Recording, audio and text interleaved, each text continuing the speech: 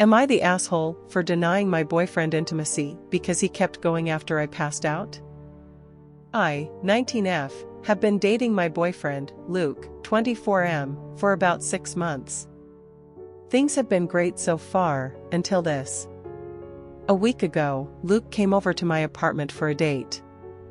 After we talked and ate dinner, we then took things to the bedroom. To sum things up in a non-graphic manner, I finished multiple times, got overstimulated, and hyperventilated until I passed out. When I woke up, Luke was still going, and I was in pain as well. After he finished, I mentioned that I wasn't comfortable with him still going through with intimacy when I was unconscious. Luke just shrugged me off and said okay. Ever since then, I've been tense around him and have been avoiding intimacy with him whenever he tries to initiate. To be clear, I haven't been totally depriving him of affection.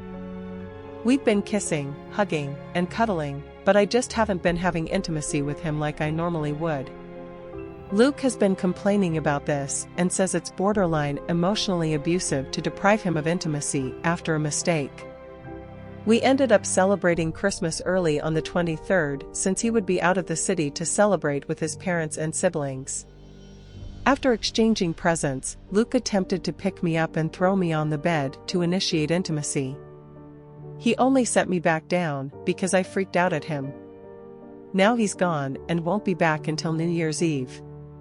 Luke sent me a text saying that he expected me to get over what he did by the time he got back.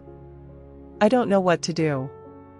I'm exhausted, and what Luke has been saying is making me feel guilty over how I've been reacting. Am I the asshole? Top comments. He is manipulative and physically and emotionally abusive.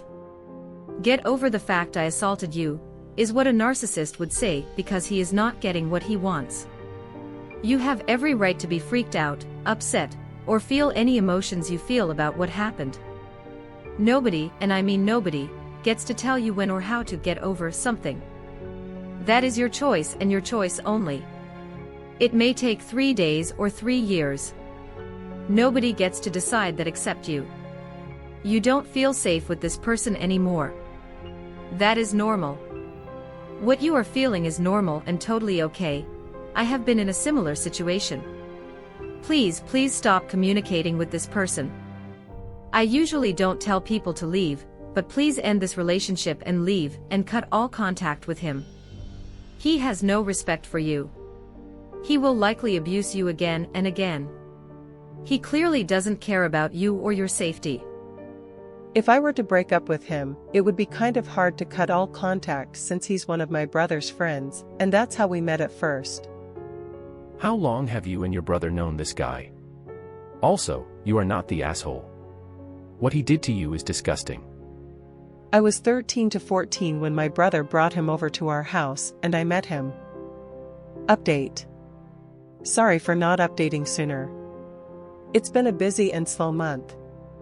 So, I took the advice that was given and broke up with Luke, but not before I told my brother what happened, as you guys suggested I do.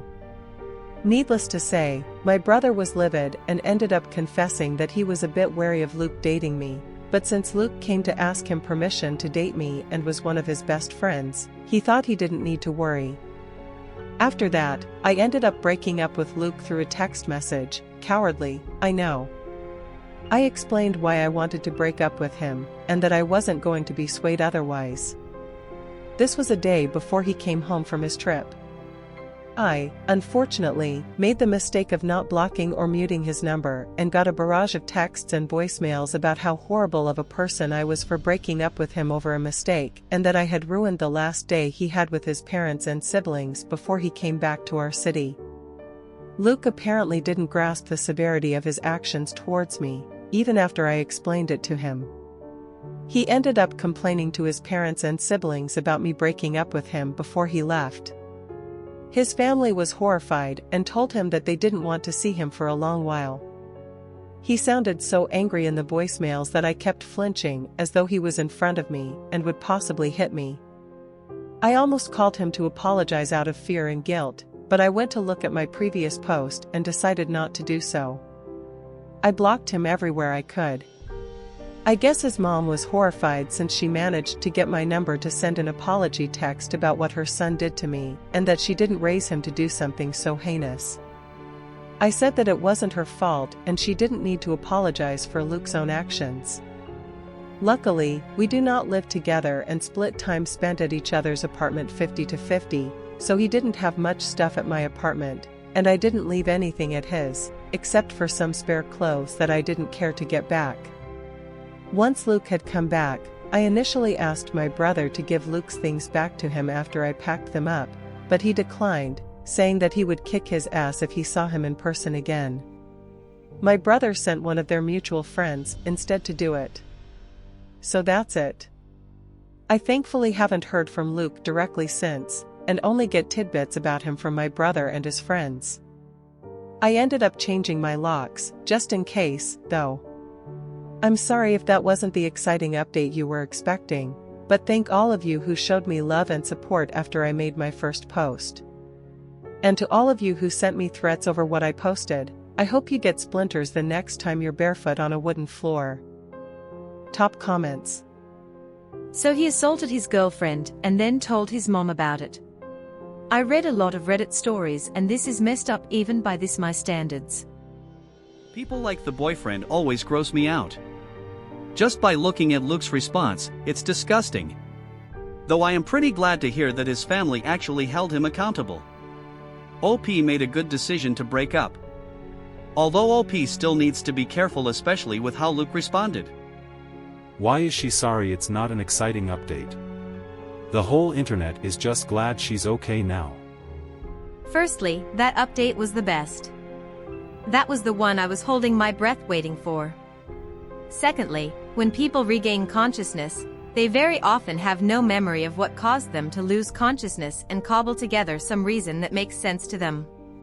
Given he claimed he checked her pulse, and has form for suddenly springing violent intimate acts on her, I suspect he might have smothered her. This was horrifying to read. What loving man would continue to pound away on his unconscious girlfriend's body? I guess he checked her pulse to make sure he wasn't doing it with a dead body, just an unconscious one. He doesn't really believe he did anything wrong, but he sure as hell did. The fact that he tried to pick her up and throw her on the bed when she was not willing just proves he has a bad mindset when it comes to his needs. I'm glad she dumped him. Seems like his parents might dump him, too.